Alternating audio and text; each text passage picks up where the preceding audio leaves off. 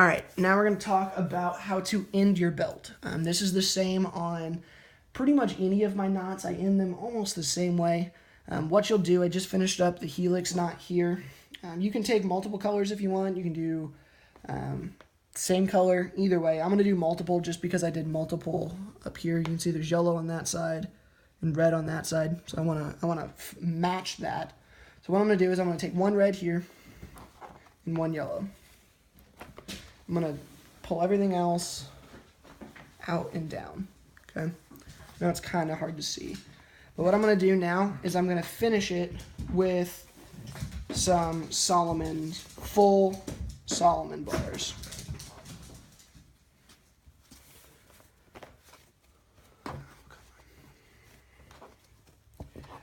Go back through and pull these and tighten them. It will make your end knot look smoother. Trust me on that one. Just pull, go through, do a double check, make sure those are as tight as you can get them.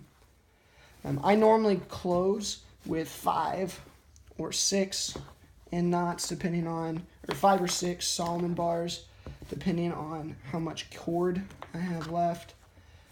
Again, the reason you want to do this, if you do not end your knots this way, as you're fighting, they will slide down your extra part. So like on this one, okay, I have all these extra danglies because this is my personal belt. I like my personal belts to touch the floor. So I have the extra danglies. If I did not have this end knot here, or these Solomon bars to cap it, this would slide down. And every week after you get done fighting, you have to go back and you have to push it up the belt to get it to where you want it to be. So do this so you don't have to do that. It's not as much maintenance. Now, what you're going to do, you can see I've got 6 Solomon bars there. What you do, take your belt. I don't know if you can see that. Yeah, you can. Okay. Split it in half. Okay, count it out. Make sure you have, 8 over here and 8 over here, whatever it ends up being. Okay, so you're just kind of flaring it out. Take your 2 that you made the Solomon bars with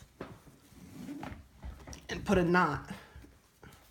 Okay, just a normal, I don't even know what this is called. Just a normal shoelace knot. I don't know. I do it 3 times. You can do it 2. With macrame, you can get away with 2. With paracord, I find I have to do it 3 times or the knot comes undone as I'm fighting. Okay.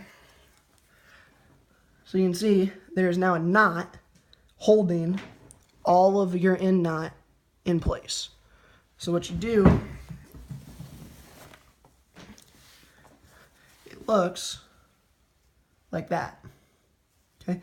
So you can see the knot a little bit, but it's worth it.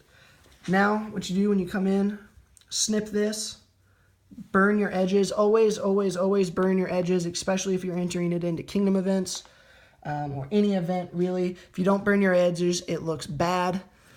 What I do with my ends here on paracord, let's see if it'll focus.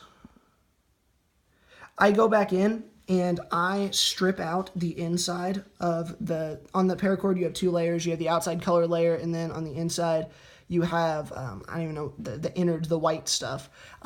Go back in and I cut about 3 inches of those innards out, right? Just pull the sleeve back, snip it, and then melt the ends. And I also just come back in with needle nose pliers and pinch them shut.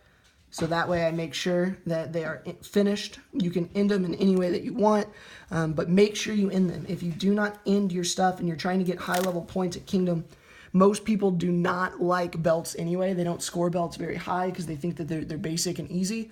Make sure that you do everything to get yourself free points, and that includes doing the fancy end knots. That includes doing the knot on the end, and that includes doing the finishes here.